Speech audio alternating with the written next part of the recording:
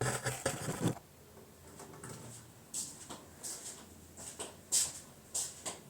Afternoon student. कल हमने क्या पढ़ा था? स्टेचोमेट्री डिफेक्ट, ठीक है। उसके अंदर क्या पढ़ा था? फ्रैंकल डिफेक्ट और स्कोटकी डिफेक्ट, ये पढ़े थे ना हमने कल। और आज हम क्या पढ़ेंगे? आज हम पढ़ेंगे नॉन स्टेचोमेट्री डिफेक्ट। आज हम क्या पढ़ेंगे? Non stoichiometry defect. मैंने बताया था स्टेचोमेट्री डिफेक्ट में कंपाउंड का क्या होता है, जो फॉर्मूला स्टार्टिंग में रहता है वही डिफेक्ट होने के बाद होता है। पर नॉन स्टेचोमेट्री डिफेक्ट के अंदर क्या हो जाता है? फॉर्मूले के अंदर क्या हो जाता है? चेंज होता है, मतलब उसकी स्टेचोमेट्री के अंदर क्या आ जाता है? डिफरेंस आ जाता है। मान लो किसी कंपाउंड का फॉर्मूला था Ab2, तो मैंने क्या बताया था? कल ही बताया था स्टेचोमेट्री के अंदर तो क्या होगा? उस फॉर्मूला का वही होगा, कंपाउंड का फॉर्मूला Ab2 होगा। अगर मैं बात करूं नॉन स्टेचोमेट्री के अंदर, तो उसका क्या है? फॉर्मूला कंपाउंड का चेंज हो जाएगा। वहां पे क्या हो जाए? ए या बी के अंदर किसी के अंदर कोई ना कोई चेंज मिलेगा, ठीक है। कंपोजिशन वो ही नहीं होगी जो स्टार्टिंग के अंदर थी।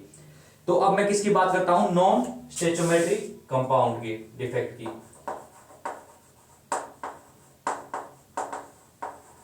नॉन स्टेचोमेट्रिक डिफेक्ट, नॉन स्टेचोमेट्रिक डिफेक्ट, ठीक है। उसके अंदर जैसे दो डिफेक्ट थे, एक तो था स्कोटकी, दूसरा क्या था? फ्रैंकल। इसके अंदर भी दो तरह के डिफेक्ट हैं। एक तो है metal access defect, metal access defect, और दूसरा है, एक तो है मेटल एक्सेस डिफेक्ट, दूसरा क्या है? Metal deficient, metal deficient defect. एक तो क्या है? मेटल एक्सेस डिफेक्ट है, एक मेटल डेफिशिएंट डिफेक्ट है। नाम से ही पता लग रहा है भाई, जब मेटल एक्सेस डिफेक्ट है तो मतलब उसके अंदर क्या होगा? नंबर ऑफ कटायन क्या होंगे? ज्यादा होंगे। कटायन ज्यादा होंगे तभी तो क्या है? मेटल एक्सेस दिखा रहा है, ठीक है। मेटल नंबर ऑफ कटायन क्या होंगे? ज्यादा होंगे, ठीक है। किससे? नंबर ऑफ अनायन से। चाहे इसको लिख लेना आप अपने उसमें ब्रैकेट लिख के कि नंबर ऑफ कटायन किससे ज्यादा होंगे? नंबर ऑफ अनायन से। अगर मैं बात करूं मेटल डेफिशिएंट डिफेक्ट, मतलब क्या है? इसके अंदर से कोई कटायन कमी हो गई होगी, ठीक है। मतलब कम हो गए होंगे कटायन है, तो नंबर ऑफ कटायन क्या हो गए होंगे? लेस हो गए होंगे। नंबर ऑफ कटायन लेस, ठीक है। तो देखो, अगर मैं बात करूं मेटल एक्सेस डिफेक्ट की, अगर मैं बात करूं किसकी? मेरे मेटल एक्सेस डिफेक्ट की बात करता हूं। अगर मैं बात करता हूं मेटल एक्सेस डिफेक्ट की, मेटल एक्सेस डिफेक्ट की, तो देखो इसके अंदर क्या होगा? नाम से ही आपको पता लग रहा है कि भाई क्रिस्टल के अंदर कहीं ना कहीं, जैसे क्रिस्टल है मेरा, कटायन और अनायनिक क्रिस्टल है कोई मेरा, ठीक है। आयनिक क्रिस्टल है, उसके अंदर क्या होगा? कटायन भी होंगे, अनायन भी होंगे। तो मैं बात कर रहा हूं किसकी? मेटल एक्सेस डिफेक्ट की। उस मेटल एक्सेस डिफेक्ट के अंदर तो क्या मतलब? कटायन ज्यादा होंगे, तो कैसे हो सकते हैं? किसी आयनिक क्रिस्टल के अंदर कटायन कैसे ज्यादा हो सकते हैं? क्या तो एक अनायन वहां से चला जाए, ठीक है।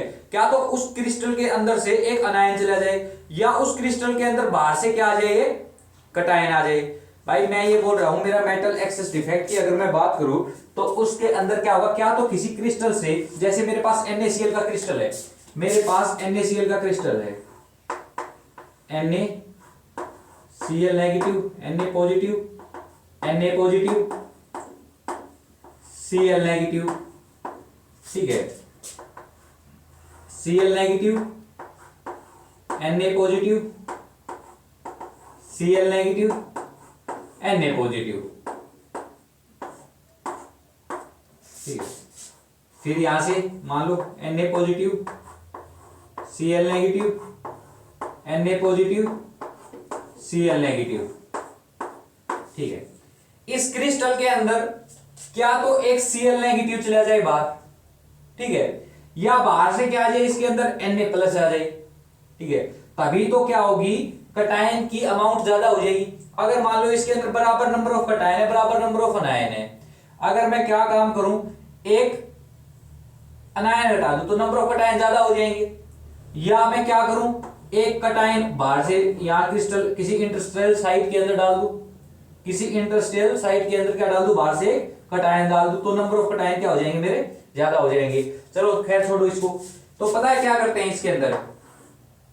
एक्सपेरिमेंटल क्या किया गया? इस क्रिस्टल के ऊपर वेपर प्रेशर डाला गया, और वेपर प्रेशर भी क्या क्या डाला गया? सोडियम का, Na का कोई वेपर प्रेशर डाला गया, सोडियम का वेपर प्रेशर अप्लाई किया, वेपर प्रेशर, और प्रेशर क्या था? वो हाई था। तो उसने क्या काम किया? देखो मैंने पहले भी बताया था कि ज्यादा डिफेक्ट तो आ नहीं सकता किसी क्रिस्टल के अंदर।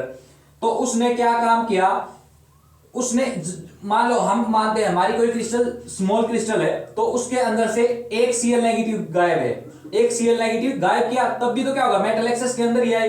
ठीक है, तो क्या करेगा, Na वेपर लगाया तो ये क्या होता है, गैस। ये किसके अंदर, Na पॉजिटिव प्लस एक इलेक्ट्रॉन। ठीक है, Na पॉजिटिव और एक इलेक्ट्रॉन। तो क्या काम करेगा, ये Cl नेगेटिव क्या काम करेगा, किसके साथ में, Na के साथ में चला जाएगा, Na और Cl नेगेटिव के साथ में चला जाएगा। ज्यादा Cl और Cl भी जा सकते हैं, पर ज्यादा डिफेक्ट क्या है, हम पढ़ते हैं नहीं। तो क्या हुआ इसके अंदर, तो एक Cl नेगेटिव किसके साथ में चला गया, Na के साथ में चला गया। देखो अब इसका अगर आप क्रिस्टल बनाओगे तो आप उसका क्रिस्टल कैसे बना लोगे, NaCl मतलब सेम टू सेम बना लेना, पर क्या करना, एक Cl को गायब दिखा देना यहाँ पे। ठीक है, एक Cl को क्या दिखा लेना, गायब कर लेना। चलो बना ही देता हूं भाई इसको, तो टाइम लगेगा। Na positive Cl negative, Na positive Cl negative, Cl negative Na positive, ये खाली दिखा दो कि ये बाहर चला गया। ठीक है, Na पॉजिटिव Cl नेगेटिव, ऐसे करके Na पॉजिटिव Cl नेगेटिव।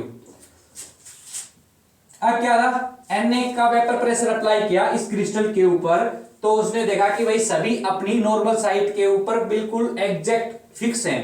उसको Na के प्रेशर को हमने इतना हाई कर दिया कि किसी ना किसी एक नॉर्मल साइड पे हमने क्या कर दिया, डिफेक्ट ले कर दिया। और डिफेक्ट किसी वजह से ज्यादा प्रेशर अप्लाई किया तो Na गैस किसमें, Na प्लस गैस, ठीक है, प्लस एक इलेक्ट्रॉन इससे बाहर चला गया। और क्या है, एक Cl नेगेटिव के साथ में एक Na प्लस बाहर गया, NaCl बना के बाहर चला गया नॉर्मल साल्ट। अब क्या है, जो ये आ गई वैकेंट साइड। अब देखो इलेक्ट्रिकल न्यूट्रलिटी तो क्या हो गई, इलेक्ट्रिकल न्यूट्रलिटी तो खराब हो गई ना क्रिस्टल की। इलेक्ट्रिकल न्यूट्रलिटी क्या होती है, मतलब पॉजिटिव और नेगेटिव चार्ज का कितना डिफरेंस है, अगर वो बराबर होगा तो इलेक्ट्रिकल न्यूट्रलिटी तो रिमेन सेम होती है। ठीक है, क्रिस्टल के अंदर। तो उस इलेक्ट्रिकल न्यूट्रलिटी को मेंटेन करने के लिए ये इलेक्ट्रॉन जो ये वैकेंट साइट है वहां पे क्या अपनी पोजीशन ऑक्यूपाई कर लेगा। जो क्या है वैकेंट साइट आई है हमारे पास, उसको ये इलेक्ट्रॉन ऑक्यूपाई कर लेगा। क्यों, for maintain electrical neutrality, for maintain electrical neutrality. तो इसके अंदर लिख लेना मेटल एक्सेस डिफेक्ट के अंदर, पहले ये डेफिनेशन लिख लेना फिर मैं बताऊंगा। तो देखो पहले डेफिनेशन लिख लेना फिर इसको कर लेना अपनी नोटबुक के अंदर। तो वैसे मैंने क्या बताया, मेटल एक्सेस डिफेक्ट के अंदर क्या बताया, क्या तो अनायन बाहर चला जाए या बाहर से एक कटायन अंदर आ जाए। ठीक है, दोनों के अंदर क्या होगा, मेरा मेटल एक्सेस के अंदर आ जाएगा। ठीक है, तो इस मेटल एक्सेस डिफेक्ट के अंदर लिख लेना this defect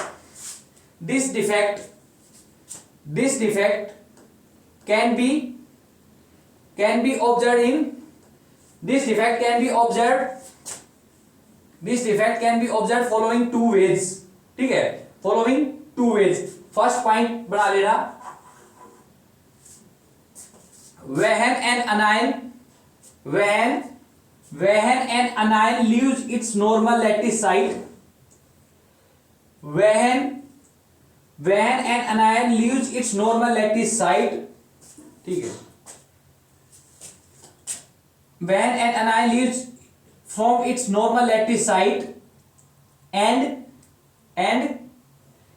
vacancy created by anion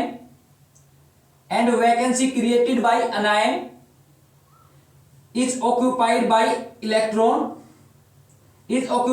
an electron for maintain the electrical neutrality of the crystal। ठीक है, कि भाई अनायन चला जाएगा पर वहां पे उसकी पोजीशन कौन ले लेगा, एक इलेक्ट्रॉन ले लेगा। किसके लिए, इलेक्ट्रिकल न्यूट्रलिटी को मेंटेन करने के लिए। और इसी को क्या बोलते हैं, एफ सेंटर। इसको क्या बोल देते हैं, जो ये वैकेंसी क्रिएटेड हुई और उसको किसी इलेक्ट्रॉन ने ऑक्यूपाई किया, उसको क्या बोल देते हैं क्रिस्टल के अंदर, एफ सेंटर। एफ सेंटर क्यों बोल देते हैं, क्योंकि ये किसी जर्मन साइंटिस्ट ने डिस्कवर किया था और उसमें वो उसको एक्चुअल में इसको बोलते हैं फर्बेंज सेंटर, FERBENZ, फर्बेंज सेंटर बोल देते हैं। और जर्मन में फर्बेंज को क्या बोल देते हैं, जो कलर ऑक्युपाइड करते हैं ना उनको, उनका जर्मन में वर्ड है फर्बेंज। तो उस फर्बेंज से क्या है, एफ सेंटर। ठीक है, तो आप केवल इतना याद रखोगे, कहानी याद नहीं रखनी है आपको, केवल ये याद रखनी है कि इसको क्या बोलते हैं, एफ सेंटर। जो इलेक्ट्रॉन वैकेंट साइट को ऑक्युपाई करता है उसको बोल देते हैं एफ सेंटर। और इसी की वजह से क्या होता है, इस क्रिस्टल के अंदर क्या आता है, कलर आता है। क्यों, इलेक्ट्रॉन को क्या है, बाहर से हम क्या प्रोवाइड करेंगे, एनर्जी, तो ये किसके अंदर जाएगा, एक्सटर्नल सोर्स से हमने क्या अप्लाई किया, एनर्जी अप्लाई दी, इसको इलेक्ट्रॉन को एक्साइटेड स्टेट के अंदर जाएगा।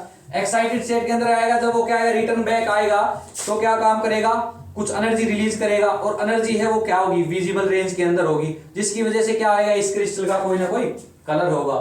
ठीक है, तो इसके अंदर लिख लेना कि व्हेन एन इलेक्ट्रॉन, ऐसे लेता इलेक्ट्रॉन प्रेजेंट इन, ऐसे ले लेना, the electron present in F centre, the electron present in F centre acquire energy from external source, acquire energy from external source and get excited to higher energy level, and get excited to higher state, आप ऐसे ही बोल सकते हो, and get excited to higher state and return back, and after that and when it return back, it emit energy in the visible range, it emit energy which is observed in the form of color, ये भी लिख सकते हो, which is observed in the form of color। ठीक है, कुछ भी लिख लो, मतलब आपको समझ में आना चाहिए कि इसकी वजह से क्या आता है, क्रिस्टल के अंदर कलर होता है। ठीक है, तो इसी को क्या बोल देते हैं भाई, F centre, which is observe in the form of colour in visible region. ठीक है, ये तो क्या था मेरा कि जब मैंने क्या किया, एक अनायन को क्या कर दिया, रिमूव कर दिया, यहां तक तो कोई प्रॉब्लम आई नहीं होगी।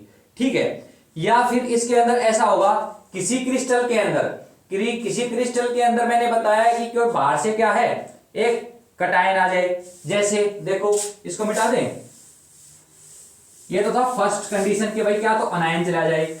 अगर मैं बात करूं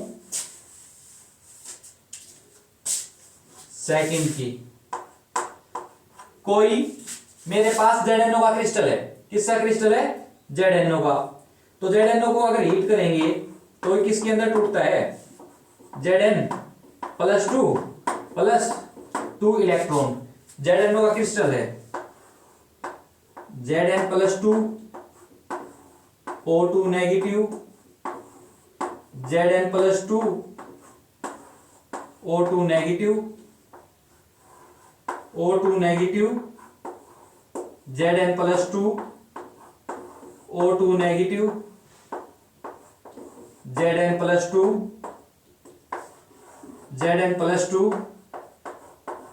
O2 negative, Zn plus 2 O2 negative, इनका क्या है, एक क्रिस्टल है।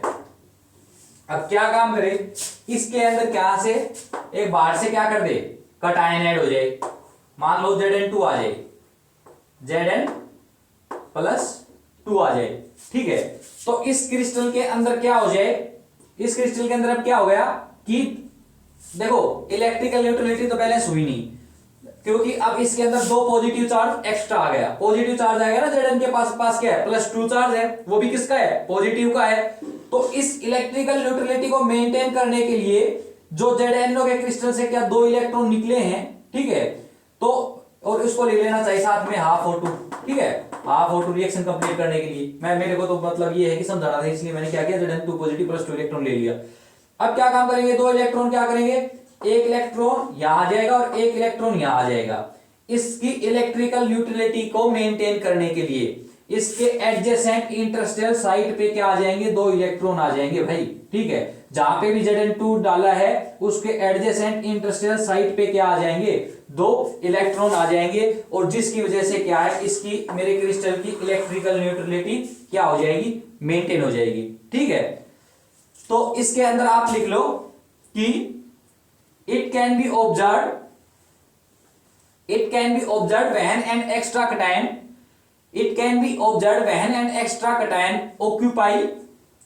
occupy any इंटरस्टेशियल साइट, जो बीच की जो जगह होती है ना, इनको हम इंटरस्टेशियल साइट बोल देते हैं, ठीक है। और जो जहां पे ये मेरे कैटायन एनायन होते हैं उसको बोल देते हैं नॉर्मल साइट, ठीक है, नॉर्मल साइट। और जो ये जो स्पेस होता है इसके अंदर उसको बोल देते हैं interstitial site. when it can also be observed when an extra cation occupy interstitial site in the lattice and to maintain the electrical neutrality the two electron छोड़ो, ऐसे लिखो, and to maintain the electrical neutrality the electron occupied its adjacent interstitial site, ठीक है। तो इसका example याद रख लेना, ZnO। देखो भाई ये जो मैंने एग्जांपल बता रहा हूं ना, ये डायरेक्ट पूछ लेते हैं, ठीक है, स्टैंडर्ड एग्जांपल है। तो आप इस स्टैंडर्ड एग्जांपल को याद रखना कि मेटल एक्सेस डिफेक्ट का काफी एग्जांपल दे देंगे, उसके अगर ZN होगा तो वो ये शो कर रहा होगा, ठीक है। कुछ स्टैंडर्ड एग्जांपल होते हैं उनको आपको याद रखना पड़ेगा, ठीक है। तो अब ये आपको बना लेना, इस साइड ये बना लेना पूरा क्रिस्टल, उसके अंदर क्या है, किसी भी नॉर्मल साइड पे Zn2+ दे देना, उसकी एडजेसेंट साइड पे क्या कर देना, 2 इलेक्ट्रॉन डाल देना, ठीक है। ये तो हो गया मेरा किसका था, metal access defect. Metal deficiency defect second है मेरा मेटल डेफिशिएंसी डिफेक्ट।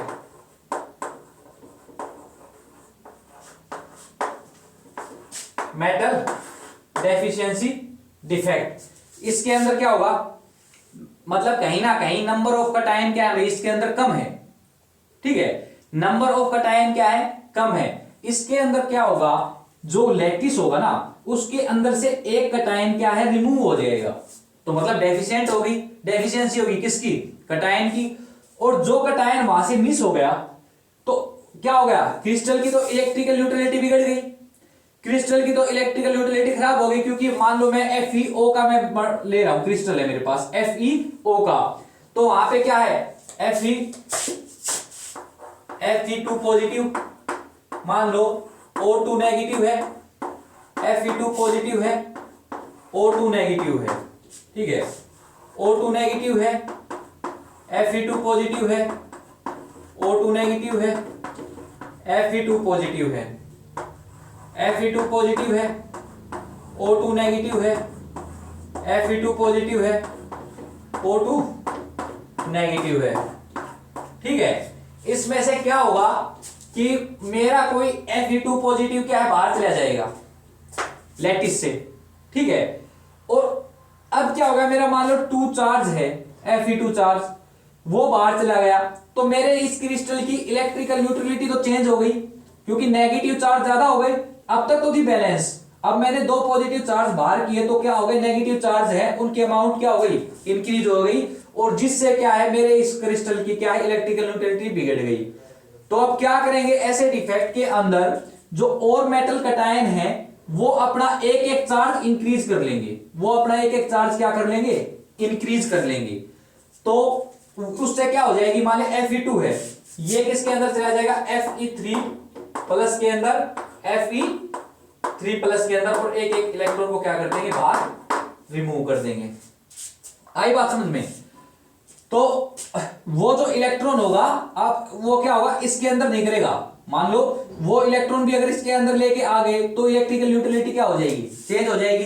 कहने का मतलब Fe2, इसको ये भी ऐसे भी नहीं दिखा सकते, ऐसे कर देना Fe2, क्योंकि देखो आयरन की दो ऑक्सीडेशन स्टेट होती है, एक तो होती है Fe2 पॉजिटिव, एक होती है Fe3 पॉजिटिव। तो क्या काम करेगा, हम ये बोल देंगे कि वो अपनी क्या करेगी, वेरिएबल ऑक्सीडेशन स्टेट दिखाएगी, जो इलेक्ट्रॉन होगा ना वो बाहर रिमूव कर देंगे, जो इलेक्ट्रॉन होगा क्रिस्टल से बाहर क्या कर देंगे, हम रिमूव कर देंगे। और यहाँ पे क्या आ गया, इस क्रिस्टल के अंदर क्या आ गया, Fe3 पॉजिटिव आ गया। और क्या कर देंगे, इस इलेक्ट्रॉन को बाहर क्रिस्टल से रिमूव कर दिया, इस क्रिस्टल को बाहर कर दिया। ठीक है, तो क्या है, अब ज्यादा डिफेक्ट तो आए नहीं क्रिस्टल के अंदर। अब आप ये बोलोगे सर आपने ये किया, इलेक्ट्रॉन को बाहर किया, तो आप क्या कर देते, मतलब यहाँ पे कटायन कम हुआ है, आप क्या कम करते, 2 अनायन बाहर कर देते। ठीक है, अनायन तो बाहर कर देते, हमें कोई प्रॉब्लम नहीं थी, पर क्या है, क्रिस्टल के अंदर डिफेक्ट ज्यादा आ जाते। और क्रिस्टल के अंदर जैसे डिफेक्ट आने लग जाते हैं, वो क्रिस्टल मेंटेन रह जाती है, क्रिस्टल क्या हो जाती है, टूट जाती है, बिखर जाती है। तो ठीक है, तो इसलिए मैंने क्या काम किया, और सुनो, तो मतलब आयरन ने +3 के अंदर कन्वर्ट होके और एक इलेक्ट्रॉन को जैसे हमने बाहर कर दिया, इसकी +3 ऑक्सीडेशन स्टेट निकाल ली। तो सिंपल सी बात है, ये जो डिफेक्ट हैं, ये वो ही मेटल तो दिखा पाएंगे जो वेरिएबल ऑक्सीडेशन स्टेट रखते हैं। जो मेटल वेरिएबल ऑक्सीडेशन स्टेट ही नहीं रखेगा, तो क्या वो ये डिफेक्ट शो कर पाएगा, नहीं कर पाएगा, क्योंकि उसकी ऑक्सीडेशन स्टेट ही वेरिएबल, मतलब एक ऑक्सीडेशन स्टेट है, तो क्या उसको कन्वर्ट कर सकते हैं उसकी दूसरी स्टेबल ऑक्सीडेशन स्टेट के अंदर, नहीं कर सकते। तो नॉर्मली ये डिफेक्ट वो ही दिखा पाएंगे जो क्या रखते हैं, जो वेरिएबल, जो मेटल्स वेरिएबल ऑक्सीडेशन स्टेट रखते हैं, जो एलिमेंट वेरिएबल ऑक्सीडेशन स्टेट रखते हैं। और ये नॉर्मली क्या होते हैं, डी ब्लॉक के एलिमेंट्स होते हैं, क्योंकि वो क्या रखते हैं, वेरिएबल ऑक्सीडेशन स्टेट। तो जे डिफेक्ट कौन दिखाता है, नॉर्मली डी ब्लॉक एलिमेंट। तो मेटल डेफिशिएंसी डिफेक्ट के अंदर आप लिख लो, मेटल डेफिशिएंसी डिफेक्ट के अंदर आप लिख लो कि when a cation is missing from its normal site, when a cation is missing from its normal vacant site, and to maintain the electrical neutrality of crystal,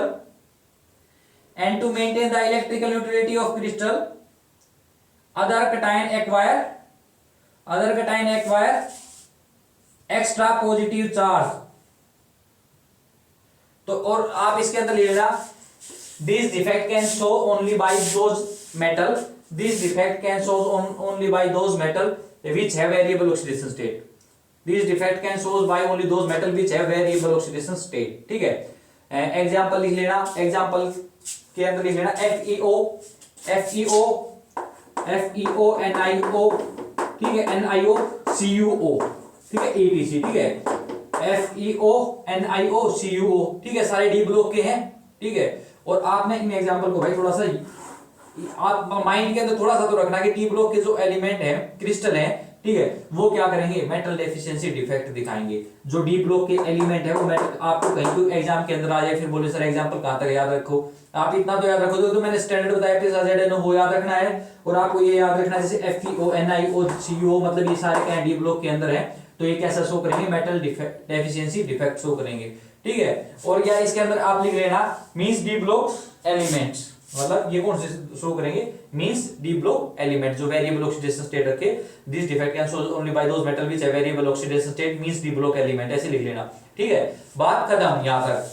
तो इसके बाद, हाँ, इसके बाद मेटल डेफिशिएंसी डिफेक्ट हो गया। देखो इसके अंदर भी क्या हो सकता है, इसके अंदर मेटल डेफिशिएंसी के अंदर क्या तो क्या है, मैंने बताया मेटल बाहर जा सकता है। इसके अंदर दूसरा केस भी बन सकता है, मेटल बाहर जाने की बजाय कोई बाहर से एक अनायन आ जाए, क्रिस्टल के अंदर बाहर से क्या आ जाए, एक अनायन आ जाए, बाहर से अनायन आ जाएगा, तो वो क्या काम करेगा, बाहर से अनायन आ गए क्रिस्टल के अंदर, तो अनायन की ज्यादा अमाउंट हो गई, तो वहां पे भी क्या है, मेटल डेफिशिएंट के अंदर आ गए। ठीक है, बट एक्चुअल में ऐसा होता नहीं है क्रिस्टल के अंदर, ये केवल हम थ्योरेटिकल पढ़ते हैं, आज तक हमने एक्सपेरिमेंटल इसको कभी देखा नहीं है। उसका रीजन ये होता है कि जो अनायन होता है, जो बाहर से अनायन लेके आएंगे क्रिस्टल के अंदर, अनायंस का नॉर्मली क्या होता है, साइज क्या होता है, ज्यादा होता है, और वो जो इंटरसेल साइट पे क्या है, स्टेबल नहीं हो पाता।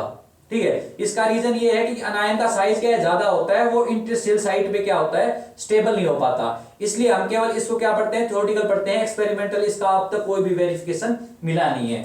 तो मेटल डेफिशिएंसी डिफेक्ट के अंदर सेकंड पॉइंट में लिख लेना कि it can be observed when an anion occupies interstitial site,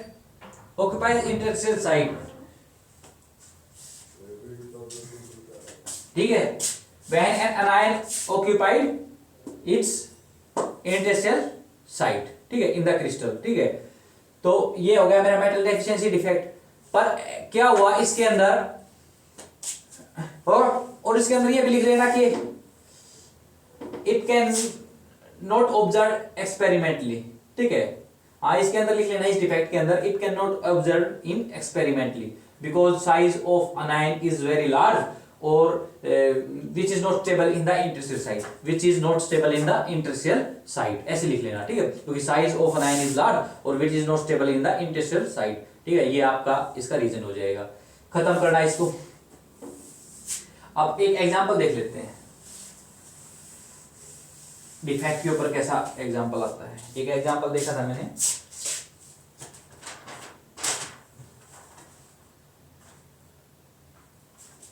the composition of iron oxide, question लिखो, the composition of iron oxide, the composition of iron oxide Fe 0.93O, the composition of iron oxide Fe 0.93O, the percentage formula लगा के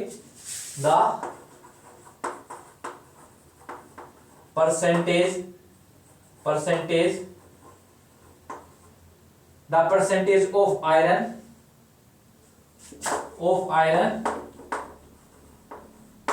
in the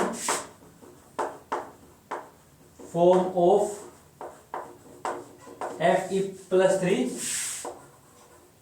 will be, ये example है, ठीक है।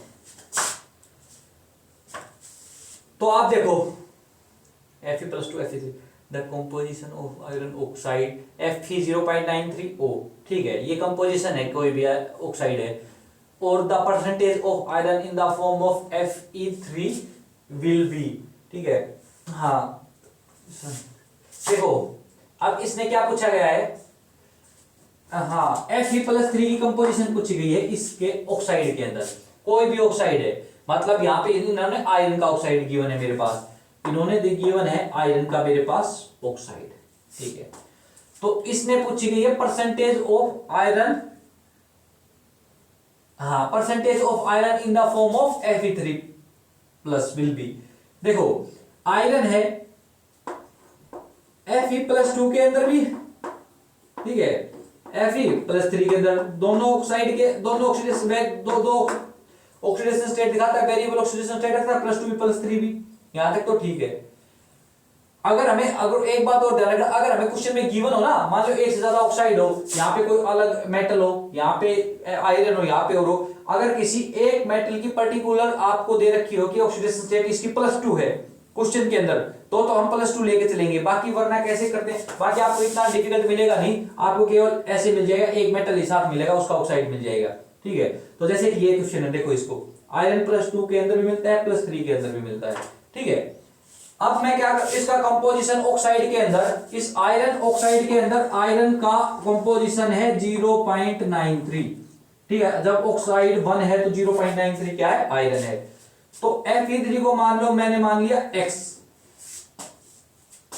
और इस ये कितना हो जाएगा, टोटल कितना है ऑक्साइड के अंदर आयरन 0.93, और Fe2 कितना हो जाएगा, Fe3 घटा दो, इतना Fe2 हो जाएगा। आई बात समझ में? तो देखो डिफेक्ट कोई भी हो, ठीक है, कोई भी क्रिस्टल हो, एक बात याद रखना, मैंने आपको जितने भी डिफेक्ट कराए हैं या जो क्रिस्टल बताया मैंने, उसके बारे में एक बात बताई है कि क्रिस्टल कोई भी हो भाई, उसकी क्या होगी, इलेक्ट्रिकल न्यूट्रलिटी क्या रहती है, चेंज नहीं होती। तो मतलब इलेक्ट्रिकल न्यूट्रलिटी तो क्या होगी, सेम होगी। तो देखो चार्ज कितना है इसके ऊपर, Fe का, कटायनिक चार्ज देख लेते हैं, मतलब कटायनिक चार्ज और अनायनिक चार्ज क्या होगा, मतलब कटायनिक अनायनिक चार्ज क्या होगा, इक्वल होगा। तो देखो अगर मैं बात करूं जी, इसका चार्ज कटायनिक चार्ज क्या होगा, 2 × 0.93 माइनस x प्लस में 3x, ठीक है। तो ये मेरा क्या होगा, कटायनिक चार्ज, कटायनिक चार्ज, ठीक है। तो और ये किसके बराबर होना चाहिए, अनायनिक चार्ज के। अनायनिक चार्ज क्या है, -2, ठीक है, ये किसका है, अनायनिक चार्ज। या ये कर दो कटायन का चार्ज प्लस अनायन का चार्ज क्या होना चाहिए, 0 होना चाहिए। कटायन का चार्ज प्लस में अनायन का चार्ज किसके बराबर होना चाहिए, 0। भाई मान लो Na पॉजिटिव Cl नेगेटिव का क्रिस्टल लिया, एक पॉजिटिव एक नेगेटिव, दोनों का ऐड करेंगे तो क्या हुआ, 0 हुआ। मतलब उनकी इलेक्ट्रिकल न्यूट्रलिटी को ऐड कर देंगे, मतलब उनके चार्ज को ऐड कर देंगे तो इलेक्ट्रिकल न्यूट्रलिटी क्या हो जाएगी, मतलब 0 आनी चाहिए। ना कोई कटायनिक आनी चाहिए, ना इलेक्ट्रिकल न्यूट्रलिटी अनायनिक हो जानी चाहिए। कटायनिक चार्ज तो ये होगा क्योंकि आयरन कितना है, +2 और साथ में क्या है उसकी अमाउंट 0.93 - x, इतना चार्ज Fe2 का है। Fe3 कितना चार्ज करेगा, कंपोजिशन ये है, चार्ज कितना है +3, तो ये कटायनिक चार्ज हो गया। अब अनायनिक की बात करें, अनायनिक के चार्ज को भी ऐड कर दो, प्लस अनायनिक चार्ज क्या हुआ, -2 = 0, ठीक है। तो अगर आप x को सोल्व करोगे, इससे आप x को सोल्व करोगे तो ये नियरली आएगा 0.14। आप इससे आप x को करोगे, मतलब निकालोगे तो x की वैल्यू क्या आएगी, 0.14। और हमसे क्या पूछी गई है, कंपोजिशन ऑफ आयरन ऑक्साइड, ठीक है, द परसेंटेज ऑफ आयरन। अच्छा ये पूछी गई है हमसे, the percentage of iron in the form of Fe3 will be, ठीक है। Fe3 कितनी होगी परसेंटेज के कंपेयर में, तो Fe3 का क्या अमाउंट है, x है, तो x ही निकाली हमने। तो जो x है टोटल कितनी है, 0.93 इंटू 100। ये किसकी कंपोजिशन आ गई, परसेंटेज किसकी आ गई, परसेंटेज ऑफ किसकी आ गई, Fe+3। x की अमाउंट कितनी है, 0.14, टोटल कितना है इसकी 0.93 इंटू में 100। इसको सोल्व कर लेना, ये किसकी परसेंटेज आ गई, Fe3+ की। इसकी अमाउंट शायद निकाली, नहीं निकाल रखी मैंने, ठीक है। तो प्लस Fe3 की मैंने परसेंटेज पूछी गई है इसकी, आयरन की in the form of Fe3 will be, percentage Fe3+, आप निकालोगे तो x बाई 0.93 इंटू 100, Fe3 की वैल्यू क्या आ जाएगी, ठीक है। और इसकी Fe3+ की वैल्यू क्या आती है, आप मेरे को पर्सनली मैसेज करके बताओगे, ठीक है। ये आपका वर्क है। Okay, thank you.